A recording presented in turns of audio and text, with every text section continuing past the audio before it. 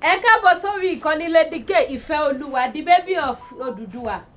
A kú ọdún ẹni ní June 12. Our president don talk o. Bàbá Jagaba ti sọ̀rọ̀ lẹ́ni June 12. Wọ́n ń ṣe ọdún June 12. Wọ́n máàkì June 12.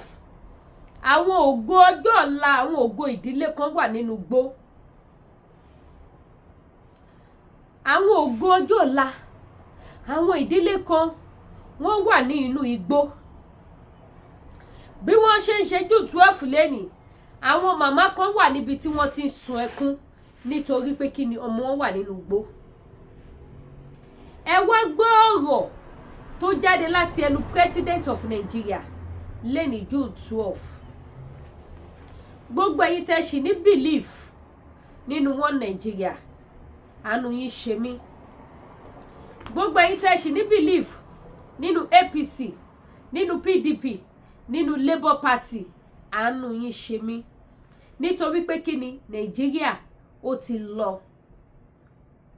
Ohun tó bá ti lè mú Tinubu tí ó lè pàṣẹ káṣẹ yẹn múlẹ̀, ó yẹ kẹ́ ti mọ̀ wípé Nàìjíríà ti lọ.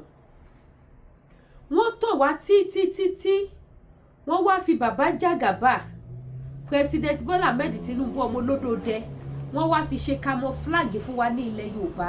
Iye wa ò dẹ̀ ṣí. Ọmọ Yorùbá tata, iye wa ò ṣí. Wọ́n fi Tinubu ṣe camouflage fún wa ni. Wọ́n fi Tinubu ṣe wípé ẹ panu mọ́. Wọ́n fi Tinubu gbé wa ní gógó. Ẹ̀yin kò dé believe nínú bàbá Jagaba. Ẹ wo géèmù tí wọ́n fẹ́ gbá yẹn wípé ṣé good game làwọn people ìfẹ́ fi wá gbáṣá àbí géèmù títí wọn. Ṣé ohun tí wọ́n ṣe ìṣó máa favor wa? Kí láǹfààní olórí? Wọ́n là kúkú joyè, ó sọ̀jú mo joyè ẹnu mi ò kálù lọ. Ó President Bola Ahmed Tinubu, ẹ fún mi níye order tó ní agbára tí President Bola Ahmed Tinubu ti give, pàápàá lórí ìṣẹ̀lẹ̀ tó ń ṣẹlẹ̀ lọ́wọ́lọ́wọ́. Ẹnu bàbá Tinubu ò káwọ́ governor. That is why tí governor Ṣèyí Mákindé tó fi ní guts láti challenge Tinubu nígbà tí Tinubu sọ wípé iye báyìí láwọn fún wọn fún security vote o, wípé especially Ìbàdàn iye báyìí láwọn fún wọn. Ẹsẹ̀kẹsẹ̀ ní Ṣèyí Mákindé bọ́ síta tó lòun ò gba kọ́bọ̀, meanwhile ó dẹ̀ gba òbítíbitì owó. Bàbá ti Bola Ahmed Tinubu ò dẹ̀ sọ̀rọ̀ lé lórí up to today, láti over be 6 months or 5 months. Tinubu ò sọ̀rọ̀ lé lórí, àwọn spokesman president ò sọ̀rọ̀ lé lórí. Gómìnà kò sí kankan tí president fẹ́ ṣe fóun. Ó dẹ̀ rí ó yọ fada débi wípé a ti wá tún wá ní àwọn first grade gómìnà ilẹ̀ Yorùbá náà báyìí sìn. Àwọn gómìnà ti wà ní ilẹ̀ Yorùbá báyìí sìn. Ṣé wá yẹ àwọn gómìnà ti ilẹ̀ Yorùbá, àwọn máa burú ju gómìnà tí gbogbo ayé ti mọ̀ tipẹ́tipẹ́. Agbódegbà bàbá ìsàlẹ̀ àwọn Boko Haram. Gómìnà ti ilẹ̀ Yorùbá máa tún wá strong ju titi ẹ̀ lọ. Ṣé mọ̀ pé kì í ṣe ọjọ́ kan ní ti tàwọn Haúsá bẹ̀rẹ̀? Àánú orílẹ̀-èdè mi ṣe mí. Kì í ṣe ọjọ́ kan ní tàwọn Haúsá bẹ̀rẹ̀ tó fi wá débi tó dé lọ́jọ́ tòní. Ẹ̀yin mọ́mì mi, ẹ̀yin dádì mi, bẹ́ẹ̀ náà ni ti ilẹ̀ Yorùbá. Kì í ṣe ọjọ́ kan ní gómìnà ilẹ̀ Yorùbá bẹ̀rẹ̀, which is that stupid man kan Mufti Ìwò àti òpònú ọba yẹn. Àwọn náà bẹ̀rẹ̀ díẹ̀. Wọ́n ti wá nífọ̀ wọn lè kọ́nà. Ẹ lọ wo gómìnà number 1. Kò síbi tó bá lọ pẹ̀lú security ni. Ẹ wá lọ wo gómìnà number 2 ilẹ̀ Yorùbá. Ẹ wo àwọn security tóun náà ti build. Ìyẹn nífọ̀ títí ó build the security fúnra rẹ̀, ìjọba ò mú sí. Governor lásán kò mú sí. Kò sí ẹni tó question ẹ̀ nínú Nàìjíríà. Ẹ dẹ̀ sọ wípé ẹni believe in one Nigeria. Gbogbo wa ò lè sùn ká kọrí síbì kan náà. Ẹ jẹ́ agbọ́n tí President Bola Ahmed sọ. Mi ìfẹ́ kí program yìí kó gùn. Ẹ bá mi share, ẹ bá mi share. Ṣé rí wíìgì tẹ́ ń wò lórí mi for sale ni? Mo wá fi polówó ọjà ni. ẹ̀yin mọ́mì mi tẹ́ bá ń like àwọn something like this ṣẹ́rẹ́ ẹ̀yin ẹ̀yẹ ń báǹsì ni bóde ṣe wà kò sẹ́ni tí ó lè lò èèyàn tó rí ẹ̀ bá tóbi ó lè lò èèyàn tó rí ẹ̀ bá kéré ó lè lò because ó ní nǹkan tẹ́ máa fi adjust ẹ̀ nínú ẹ kàn máa ra ṣe kí ni ẹ máa ra trim lace yìí ẹ máa trim ẹ̀ tẹ́ bá dẹ̀ fẹ́ trim ẹ̀ bẹ́ẹ̀ mi ṣe máa ṣe àwọn wíìgì tọ̀dọ̀ mi máa fold ẹ̀ sínú ṣe wípé mo dé fìlà sísàlẹ̀ máa fold ẹ̀ níṣẹ́ ti rí báyìí ẹ wò báyìí look at me ẹ wò bó ṣe fà ẹ wò bó ṣe mú yes ẹ wò bó ṣe mú yes ẹ̀yin tẹ́ bá lè jọ ẹ kàn sí mi ó fà ìgàn máa tún fún ìmíràn wá ẹja gbọ́rọ̀ látẹnu Tinubu náà.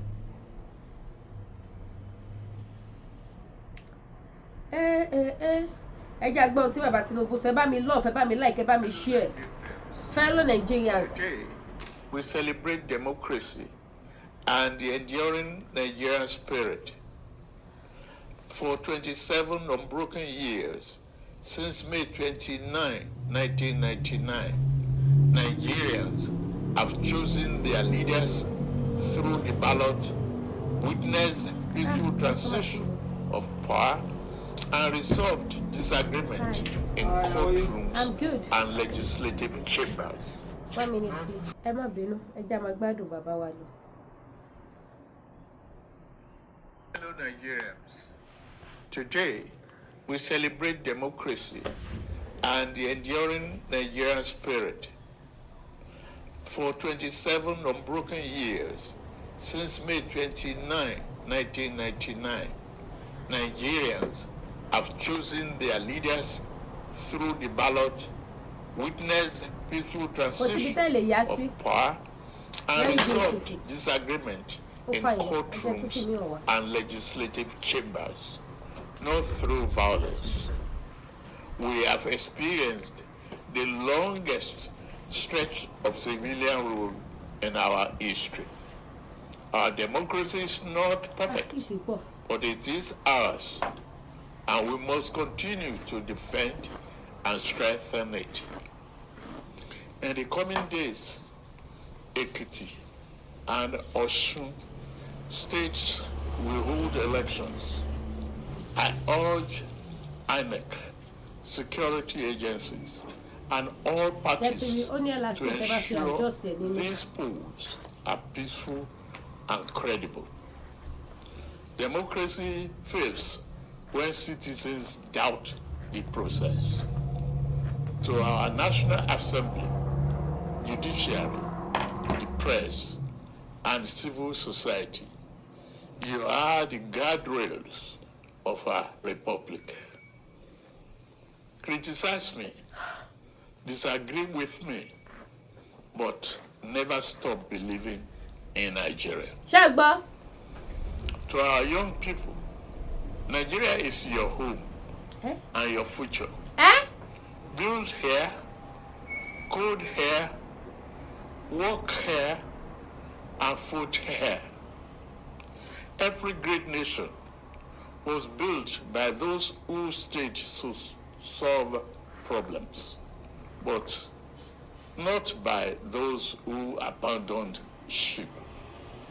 To our armed forces, police, and intelligence services, Nigeria salutes your sacrifice. To our traditional rulers, faith leaders, and community heads, thank you for your support of peace and reconciliation. The government cannot do it alone. Today, we honor the resilience of Nigerians who refuse to surrender their faith in freedom and the courage of those who stood firm against intimidation. We pay tribute to patriots who endured persecution, imprisonment, exile, and even death so that future generations could enjoy democracy.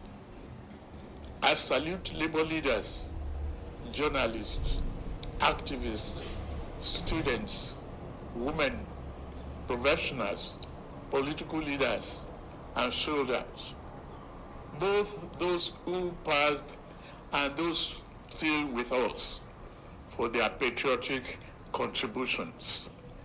Though this year's mood is dampened by the abduction of our children in Yoyo and Boni, we remain hopeful for their safe return. Democracy without security is not solid enough. That is why this administration has chosen both kinetic and non-kinetic strategies to restore peace, declared a security emergency, and approved the recruitment of 50,000 new police officers and thousands of military recruits. Our 2026 budget commits 5.41 trillion, our largest ever, to defense and security. We have moved from training with our allies to precision targeting. In Arege, we degraded ISWAP and command centers. Terror-related deaths are down by 81% since 2015. Over 13,000 terrorists have been neutralized in the past year. But we also keep the door of surrender open. Over 124,000 fighters and dependents have laid down arms since 2023. Through Operation Safe Corridor, we turn our former enemies into citizens because every life saved is a victory for democracy.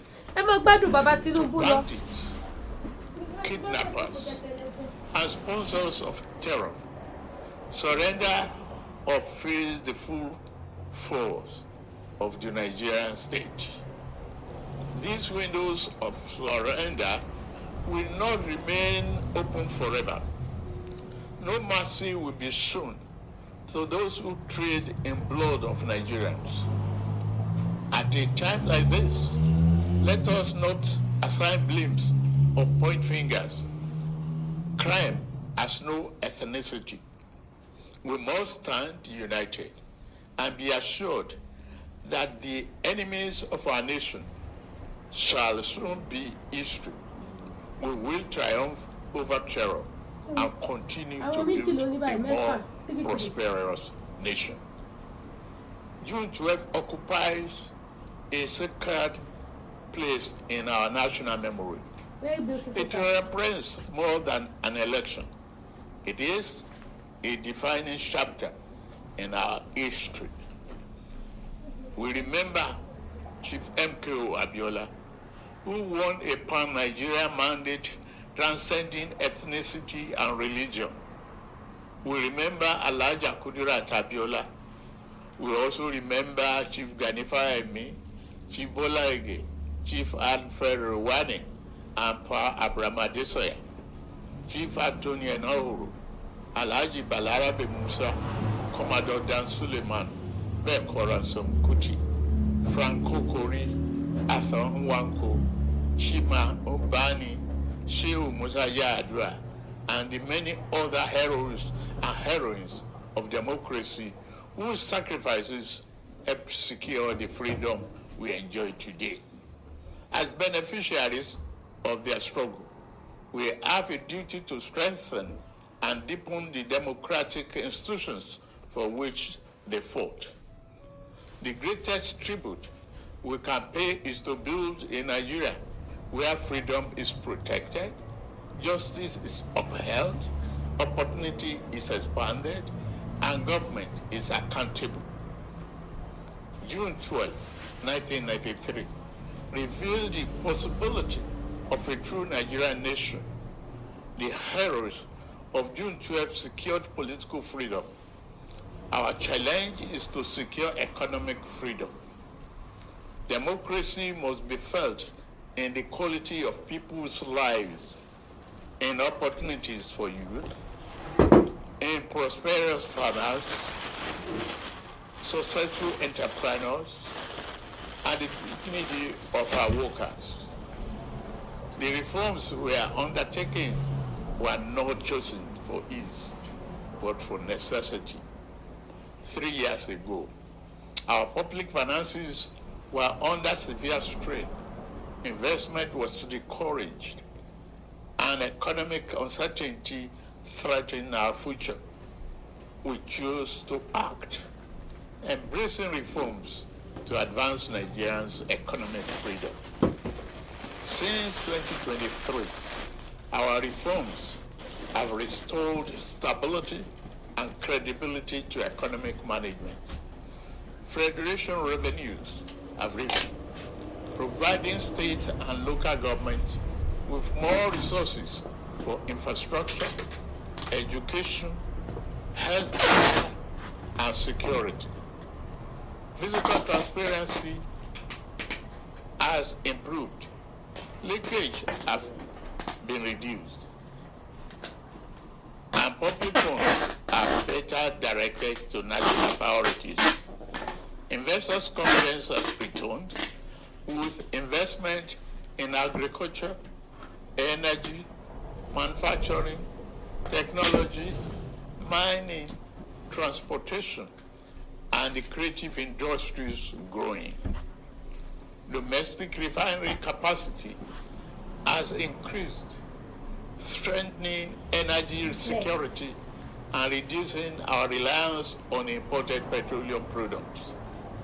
By 2023, when we came on board, the electricity sector was characterized by chronic generation shortfalls and unreliable gas supply and transmission infrastructure, so fragile that they could not evacuate available power. Distribution companies were burdened by massive losses and a metering deficit of over 4 million. Worst of all, the value chain was drowning in legacy debt. The result was a sector that generated less than 13,500 megawatts installed capacity, a sector that transmitted less than it generated, distributed less than it transmitted, and collected revenue far below what it needed to sustain itself. To address the problem besetting the sector, I signed the Electricity Act, which grants state authority to generate, transmit, and distribute power. The Presidential Power Sector Task Force is working hard to reduce the metering deficit. It has also been authorized to raise 4 trillion bond to settle verified legacy debts. Rural Electrification Agency, supported by the World Bank and the African Development Bank, has deployed off-grid and mini-grid power to underserved communities, universities, markets, and hospitals. Electricity is a democratic dividend we owe every Nigerian. We intend to deliver it. Across the country, infrastructure projects are connecting producers to markets and creating opportunities for the enterprise and employment. The National Agricultural Development Fund is deploying 10,000 tractors over 5 years. Over 1,000 SME have been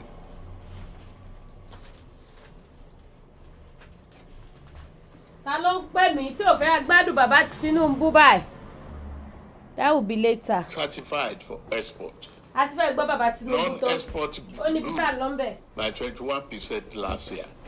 Yet, many Nigerians still face economic hardship.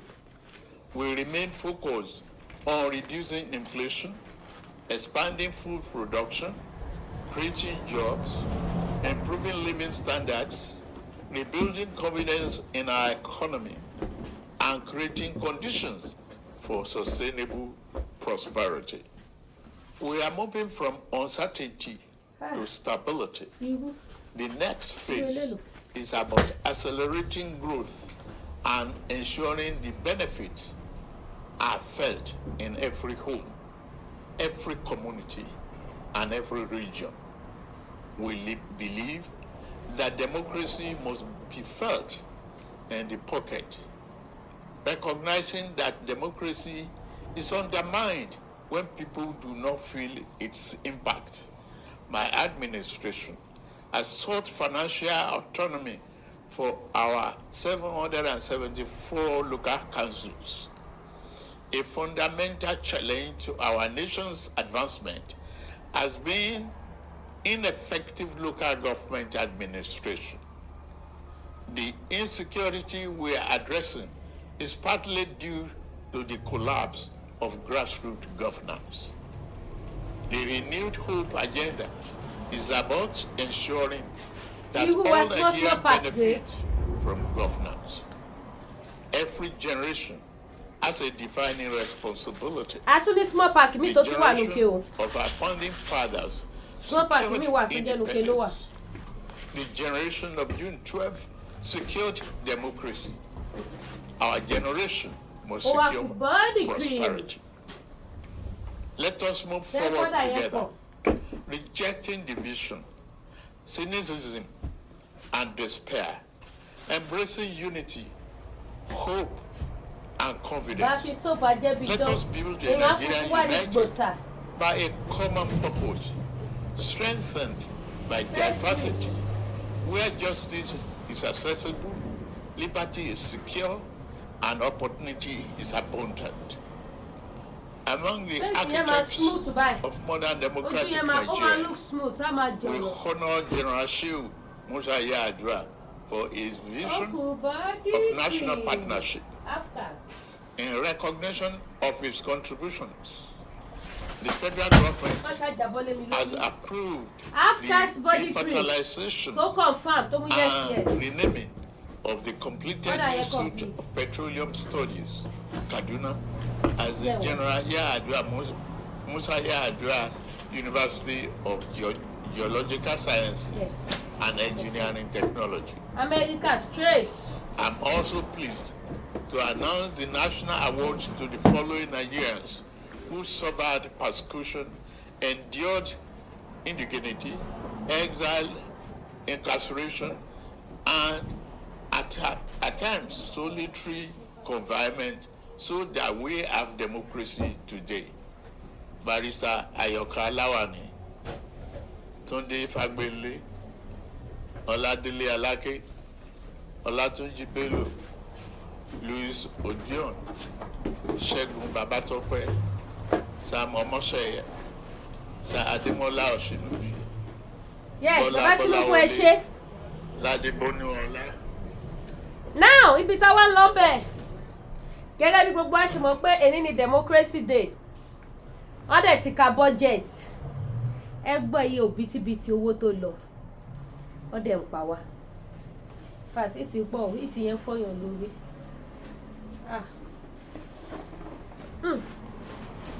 Fẹ́ jókòó.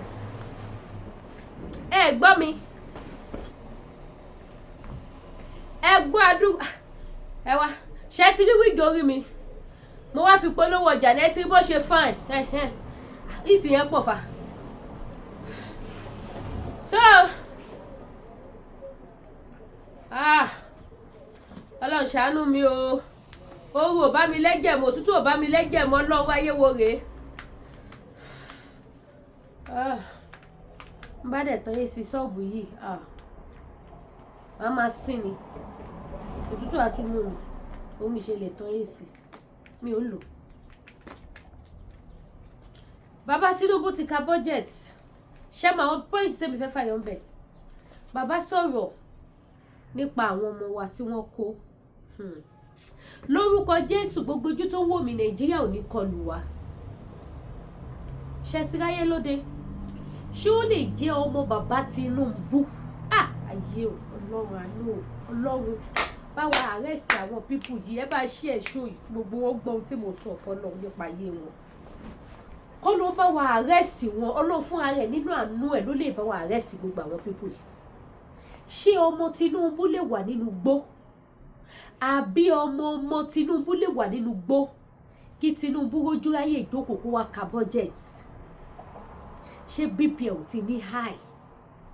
A ti gbàgbé pé lówó lòun tí wọ́n bá kidnap Ṣèyí Tinubu àbí Fọláṣadé Ìyálọ́jà alẹ́ ìjì o ẹ má ní mo ní kọ́ lọ gbé wọn tó ló búkú nìyí gbogbo ọ̀rọ̀ lẹ́ wá láti fi múra yín tí ta bá ti sọ̀rọ̀ sí ẹ̀yìn ìyá mi bàbá mi ìmọ̀ fi alẹ́ ìjì sí èrò yóò lè ṣe lórí ayé tèmi mo ti ju yálà ìyá yín lọ.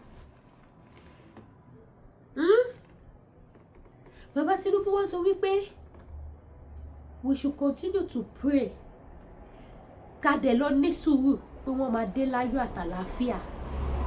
Ẹ̀yin ìyá mi bàbá mi ẹni democracy day ló pé oṣù kan gẹ́gẹ́ tọ́kọ àwọn ọmọ yẹn kí Tinubu tẹ̀ wá fún wa ní gift lẹ́nu kó bá wa gba àwọn ọmọ yẹn jáde lẹ́nu. Bàbá jókòó ka bọ́jẹ́ẹ̀tì tí ò wúlò fún ọmọ Nàìjíríà, bọ́jẹ́ẹ̀tì tí ò sèsoore fọ́mọ Nàìjíríà, bọ́jẹ́ẹ̀tì tí ò ní kankan tí yóò lè fi sọ wípé we give thanks to God. Gbogbo bọ́jẹ́ẹ̀tì owó tó kà ẹ̀yin ọmọ Nàìjíríà ẹ má borí Ọlọ́run mọ́ra o. Ẹ kàn fún mi ní ibi kan tẹ́ ti rí ipa owó yẹn wípé yes owó yìí ó ṣiṣẹ́ ní bíbà. Ẹ wáyé wa lóde. Tí bá sọ fún yín wípé ọmọ àbúrò pẹ̀kẹlẹ mẹ́sì tí wọ́n kó wọn ṣe party ńgbà táwọn ọmọ yẹn dé. I have the video. Just 4 days làwọn ọmọ yẹn lò. Wọ́n ṣe welcome party gidi ni o. Tí wọ́n pe àwọn olórin, tí wọ́n jó tí wọ́n ní wọ́n ṣe Thanksgiving. Nàìjíríà o kò ní dáa fún gbogbo ẹ̀yin olóṣèlú Nàìjíríà. Ayé yín ò ní lóyin mọ́ kò ní ládùn mọ́ tó bá ti ní tẹ́lẹ̀ ó máa padà di ìkorò mọ́ yín lójú kẹ́ tó kú. Ṣé ó yẹ kí Adélabú mo tẹ̀ ṣe mọ́ wá ṣe ṣó fún yẹn náà máa wá ṣe ṣó fún ṣùgbọ́n kì í kàn sọ tẹnu mi báyìí. Ṣó yẹ kí wọ́n ṣe welcome party fáwọn ọmọ tí kidnapper kú? Ṣó yẹ kó ṣe irú Thanksgiving yẹn tó bá tiẹ̀ máa dúpẹ́ fọ́lọ́run ẹjọ́ ṣó yẹ kó ṣe láláriwo? Ẹ wá ń ba àwọn òbí àwọn tó ti kó tipẹ́tipẹ́. Live show ni màá wá ṣe lórí ọ̀rọ̀ Adélabú ẹ jẹ́ kí n fi wọ́n sílẹ̀ màá ṣe live show kọ́ ní show pẹ̀lẹ́pẹ̀ because ẹ wá ń ba àwọn tí wọ́n ti kó àwọn ọmọ wọn over 3 weeks ẹ ń bá wọn nínú jẹ́ ẹ̀yin ṣe Thanksgiving pé àwọn ọmọ titi yín dé tún wá ṣe ní ṣe bó ti mọ bó bá jẹ́ ṣọ́ọ̀ṣì lẹ́fẹ́ lọ kẹ́ lọ ṣọ́ọ̀ṣì wọ́n dá patí lẹ́nu compound wọn báyìí lọ ṣe fàájì táwọn olórin kọrin tí gbogbo wọn ń jó. Ẹ̀ẹ́dẹ̀ wọ́n wípé àwọn táwọn ọmọ wọn ti wà nínú gbé yẹn tó bá rí celebration tẹ́yìn ṣe how are they going to feel? Ìkànnì yín gbogbo ẹ̀yọ́ lówó tẹ́ ọ́ pírẹ́sì yàn ní Nàìjíríà Bíbélì ní sọ pé ẹni búburú kò ní dáa fún yín ẹni bí ẹni ìbànújẹ́ ni yín kò dẹ̀ ní dáa fún yín mọ́ gbogbo ẹ̀yin tẹ́ ẹ̀ fowó ọ́ pírẹ́sì yàn Nàìjíríà. Ẹ̀ ń fi owó ọ́ pírẹ́sì ẹ̀ ń fi pò ọ́ pírẹ́sì ẹ̀ ń fi gbogbo nǹkan ọ́ pírẹ́sì mẹ̀kúnnù nínú Nàìjíríà. Wọ́n kó ọmọ 5 ní ìdílé kan ṣoṣo wọ́n wà nínú gbọ́ àwọn ọmọ títí yín wọ́n kó wọn sínú ilé fúláàtì màní kò ní dá fún gbogbo ẹ̀yin olóṣèlú Nàìjíríà. That's why I just keep quiet láti bí 3 days because I don't want to talk too much. Inú ọ̀pẹ bí mi pẹ̀lú kọ́tẹ́ ṣe fún àwọn èèyàn Nàìjíríà. President náà wá jókòó ó wá ń ka bọ́jẹ́ẹ̀tì gbogbo èyí tẹ́ ṣe ní hope nínú Tinubu. Gbọ́ bí tí bàbá Tinubu ti sọ wípé àwọn terrorists àti ẹ̀gbọ́n tọ́lọ́bù yẹ̀dẹ̀ ti gbọ́ bẹ̀ ṣáájú gbà tí mo wọlé lọ. Lára bọ́jẹ̀tì tí bàbá Tinubu kà lẹ́ni on the 12 bàbá Tinubu sọ bẹ̀ wípé àwọn terrorists àtàwọn tó ń sponsor wọn kí wọ́n lọ surrender. Kí wọ́n lọ surrender. So tó bá wá kọ̀ tí wọ́n surrender yẹn kó máa pa àwọn èèyàn lọ. Ẹjọ́ torí Ọlọ́run are they going to surrender yẹn lólùbáríkà tẹ̀ ń wò mí? Ṣé wọ́n máa surrender? Jésù. Ẹ mọ tó jẹ́ kí n sí báyìí sí. Kí ni tí mo fẹ́ síra mi yẹn? Ó ti pọ̀ jù tún nìyẹn. Wọ́n bá tẹ́gùn sí mo kọ́ra fẹ́ síra mi. Ìyẹn tún ti pọ̀ jù. Bẹ́ẹ̀ dẹ̀ ló wú mú. Ẹ jẹ́ kámẹ́rà mi, I don't want to mi fẹ́ bínú, mi fẹ́ sọ̀rọ̀ púpọ̀. So kí wọ́n continue ti máa kidnap lọ tí wọ́n bá ti surrender. No, kí ló ń ṣe wá Nàìjíríà náà? And some people still have belief in Baba Tinubu that he's still going to change Nigeria for good. Baba Tinubu cannot change Nigeria to good. Nigeria máa continue àti máa bad sí ni. Ó máa bad sí ni, kò lè good. Ṣé terrorist, kidnapper, ẹ̀yin èèyàn ṣó máa surrender? Are they going to surrender? Because Baba Tinubu said they should go and surrender. To who? Kì í ṣe àwọn tí wọ́n kó gan, kì í ṣe pé ìnáà lẹ́tún kó aṣọ padà sí wọn lọ́rùn tẹ́sánwó di repentant Boko Haram. Country wo lẹ ti gbọ́ wípé repentant Boko Haram wọ́n kó wọn sínú iṣẹ́ ológun? Country wo nírú ẹ̀ ti ṣẹlẹ̀ rí? Ẹ bá ń kọ sí comment section, mi ò mọ̀ bí ó ṣẹlẹ̀ rí. Country tí wọ́n bá ti ṣẹlẹ̀ yàtọ̀ sí Nàìjíríà. Ẹ wá bọ́ síta, ẹ wá ní pé kọ́dẹ̀ ṣùgbọ́n à surrender to who? Bí ìmọ̀ bóyá ti gbọ́ nínú kíní ẹ̀ because video yẹn gùn gan. To who? Ẹ̀yin tẹ́ bá ti gbọ́ bóyá ẹ gbọ́ nínú tí mo play fún yín, ẹ lọ wá fún video tí bàbá fi kàbọ̀ jẹ́ẹ̀tì lẹ́nu. Ẹ bá ń bẹ̀. Bàbá fẹnu wọn sọ báyìí ni. Wípé káwọn Boko Haram lọ surrender. Ẹ ṣì ń kó bọ́ kó gbogbo ẹ̀ lọ bá wọn gan wọn surrender. Wọ́n ṣiṣẹ́ lọ ni. Donald Trump gan wá ju bọ́ọ̀bù fún wọn gan, kò sú wọn kò rẹ̀ wọ́n ṣiṣẹ́ lọ ni. Tó ẹ̀yin màmá mi ẹ wá ra ohun tí mò ń ta. Ojú òní tí akọ́lá Jímọ̀ ènì. Ẹ̀mí wá ṣọ̀pọ̀lọpọ̀ Jímọ̀ láyé. Ẹ jọ gbogbo lówó Lady K Africa store, ẹ mo ṣe ń pààkì ẹ wá ra oúnjẹ, ẹ wá ra body cream, ẹ wá ra aṣọ, ẹ wá ra jewelries, ẹ wá ra àwọn fine wig. Mo láwọn wúwa yẹn tó fine. Ó yẹ kí n dé ọ̀pọ̀lọpọ̀ wig kí n fi polówó fún àbọ̀tẹ́ mímí ò gbé. Iye wẹ́dà yẹn kò bá mi lẹ́jẹ̀ mu rárá. Gbígbóná ẹ̀ kò sunwọ̀n fún mi. Tútù ẹ̀ kò bá mi lẹ́jẹ̀ mu. I'm just managing. Sí Nàìjíríà tó bá da léni tọ́lọ́ ń gba ilẹ̀ Yorùbá fún wa, tá gba Yorùbá nation o. Torí Nàìjíríà yóò lè dá, tá gba Yorùbá nation báyìí. Ọlọ́run, ọjọ́ tá bá ti lè gba àsíá Yorùbá nation báyìí ní máa búùkù tíkẹ́ẹ̀tì Iléyá straight. Iléyá wàláì. Ẹ wá ra ohun tí mò ń ta gbogbo lówó Lady K Africa store. Gbogbo ẹ̀yin mọ́mì tẹ́ fẹ́ tún skin yín ṣe, tẹ́ fẹ́ look good, tẹ́ fẹ́ kí skin yín kó máa glow. Gbogbo ẹ̀yin tẹ́ bá ní dry skin, mo ṣe lọ jẹ́ èèyàn kan náà tí mo ṣe fẹ́ pack ẹni tó ní dry skin. Gbogbo ẹ̀yin tẹ́ bá ní dry skin, ẹ contact me. Àwọn oil tẹ́ máa lò ó wà tó máa yẹ kí skin yín kó wà pagidi, kó máa glow. I have them here. Trust me, and you will never regret buying cream from Lady K. Any regret. Ó dá mi lójú ni nítorí pé kí ni mi ò ní parọ́ fún yín, mi ò ní pé dúdú ní funfun fún yín. Àìmọye àwọn tó máa ti lọ ra cream 500,000 tí ò ní ṣiṣẹ́. Kí ló dẹ̀ fẹ́ ṣe nọ́ọ̀tì? Èmi tí mo jókòó ìgàn mo ti ra something similar. Kò ṣe nada kò ṣe. Èmi ò dẹ̀ fi filter tajà. No filter. Ẹ rí lọ sórí kíní báyìí orí social media. Ẹ rí wọn tó máa funfun gbòòsà filter ni àti iná. Ẹ wò mí báyìí iná. Ṣé ní oru burúkú ìṣẹ́ni màá tún wá tọ́nà? Ẹnu kí n yọ gbẹ́ni. So no filter, nothing. And I'm using my products. So bó ṣe jẹ́ nìyẹn. So gbogbo ẹ̀yin tẹ́ bá fẹ́ àwọn nice body cream tó wà pagidi. Gbogbo ẹ̀yin tẹ́ bá ní 2 color, ẹni fo cream lára, gbogbo ẹ máa lọ. Gbogbo ẹ̀yin tẹ́ bá ní gbogbo ẹ̀yin tẹ́ bá ní pimples, dark knuckle, gbogbo ẹ máa lọ. Gbogbo ẹ̀yin tẹ́ bá ní face burn, gbogbo ẹ máa ṣe kí ló máa disappear. Ẹ̀yin tẹ́ bá ní small skin tag tó wá dúdú lára yín, mo ní cream tẹ́ máa lò tí gbogbo skin tag yẹn máa ráìmù mọ́ skin yín. Ó máa farabalẹ̀ àṣẹ kí ni ráìmù mọ́ skin yín. Tó yẹ pé ẹni tó bá máa rí skin tag yẹn lára yín, ẹni yẹn á fẹ́ lè kí ojú ẹ̀bọ̀ yín ní body by kó tó rí, ó máa ráìmù mọ́ skin yín. Kò ní dúdú kó yọ kògbà yẹn no. But wípé tó máa yọ tán finally mi ti get ẹ, mo ṣì ń gbá research lórí ẹ̀. Tí bá ti get cream tẹ́ lè lò fún skin tag tó dẹ̀ máa já dànù, tó máa kúrò bẹ́ẹ̀ tí ẹ̀ ní gbúrò ẹ̀ mọ́, ẹ má worry, I will let you know. Fún àǹfààní ẹ̀yin tí skin tag yín bá já mistakenly, ẹ mọ̀ pé tó bá ti já bẹ́ẹ̀ yẹn ó máa ṣẹ̀jẹ̀. Tó bá dẹ̀ ṣẹ̀jẹ̀ tẹlomi tó bá máa jáde padà bá ó máa tóbi wá ni. Ẹ jẹ́ kí n fún yín ní key kan. Ẹ bá mi share show yìí tó dẹ̀ confirm. Ṣé tẹ́ bá ní skin tag either ẹ ṣe mistake já àbí ó lọ já fúnra rẹ̀ bí abitẹ́tí fi kọ̀kọ̀ gbóra ó lọ já ibẹ̀ wá ń ṣẹ̀jẹ̀ ẹ lọ gẹ́ẹ̀tì lọ́fíńdà Holy Michael or Divine Grace ẹ ní lọ́fíńdà wọ̀nyẹn ẹ fi pa ibi tó ti já yẹn wà láì skin tag yẹn ò yọ ọmọ níbẹ̀ ó lọ finally nìyẹn Ọlọ́run alààyè ń gbọ́ mo fi Ọlọ́run tó dá mi ṣe ẹlẹ́rìí ẹ tún rí skin tag yẹn mọ́ bẹ̀ ẹ jẹ́ attend customer.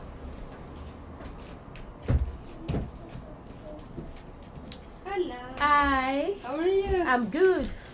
Ẹ má bínú so èèyàn tó bá ní skin tag bẹ́ẹ̀ yẹn either ẹ já fúnra yín àbí ó mistakenly já ẹ lọ get any one of those lọ́fíńdà any lọ́fíńdà tó bá ti máa ń ta tó yẹ pé tó bá fi sójú egbò ó máa ń tàyàn yẹn ẹ rọra fi sórí ọkà yín báyìí ẹ wá rọra fi pa ibi tó bá ti já anywhere tó bá ti já lára yín kò tún jáde mọ́ ẹ make sure pé ẹ fi pa ó ta yín kì í ṣe pé ó máa ta yín yìí gan hòtẹ́ẹ̀lì ilé bí ẹ bí kàn make sure wípé ẹ feel pé yes ó ta yín ẹ lè fi sí bí ẹ̀mẹ́ta ẹ fi sí bí ẹ̀mẹ́ta ẹ fi sí bí ẹ̀mẹ́ta skin tag yẹn ò tún jáde mọ́ níbẹ̀ ẹlòmíì tí skin tag ẹ bá já àìdẹ̀ ni ẹ fagídí já àbí ó já fúnra rẹ̀ tó bá ti lè ṣẹ̀jẹ̀ skin tag yẹn ń padà bọ̀ tó bá máa padà dé á wá tóbi ńlá ló máa fi jáde bẹ́ẹ̀ ó máa tóbi wá ni àkọ́kọ́ máa bọ̀ díẹ̀ tó bá yá báyìí akọ́dẹ̀ máa tóbi lọ ni òun lè máa fi rí tẹ́lẹ̀ máa sọ pé mi ò fẹ́ já o tí bá já ń ṣe ó máa tóbi padà ó máa tún jáde no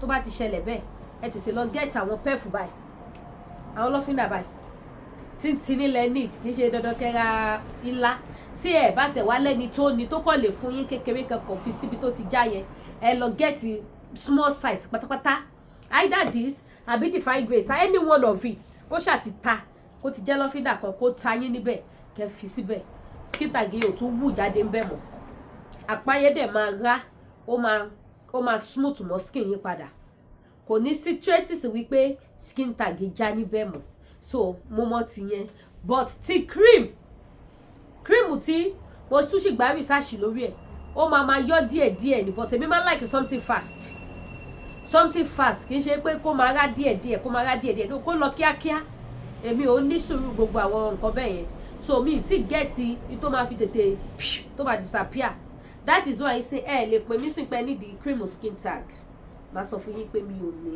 because mo ṣì ń ṣiṣẹ́ lórí ẹ̀ mo máa fẹ́ fún yín ní quality something tí màá lè proud tí ẹlẹ́dàá yín ibi tẹ́ ti mú owó tẹ́ fi ra yẹn tá lè ṣàdúrà fún mi because I know it's not easy to get this money I know that is why gbogbo ẹ̀yin tẹ́ ẹ rajà lọ́wọ́ mi ẹ máa ráàánú gbà mo gbàdúrà fún yín ní kọ̀rọ̀ mo gbàdúrà fún yín ní gbogbo bí ni mo ti fi ọ̀rọ̀ yín ṣàdúrà pé Olúwa gbogbo àwọn tó ń bá mi rajà jẹ́ pé inú wọn kó máa dùn káyọ̀ wọn máa kún jẹ́ kó continue àti máa rí ṣe and I know my God will answer my prayer because he have never failed me once